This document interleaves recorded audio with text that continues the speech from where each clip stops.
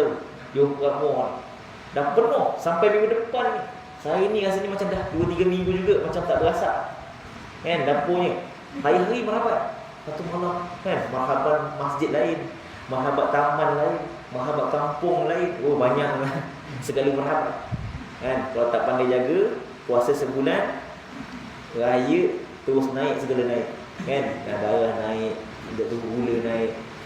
Jadi hati-hati tuan-tuan. Jadi sebab itu kalau zaman dahulu, zaman atuk saya dulu, dia orang lepas dia punya budaya dia orang, biah dia orang, raya pertama lepas 1 Syawal sambung terus kedua itu dengan puasa 6. 2, 3, 4, 5, 6. Puasa 6, puasa 6, puasa itulah betul-betul gaya. Tapi kita tuan-tuan zaman sekarang tu tak kisahlah kan, kita ni orang dah bijak-bijak kan. Dah bijak-bijak, mungkin kita ambil yang penting dalam bulan Syawal lah, betul?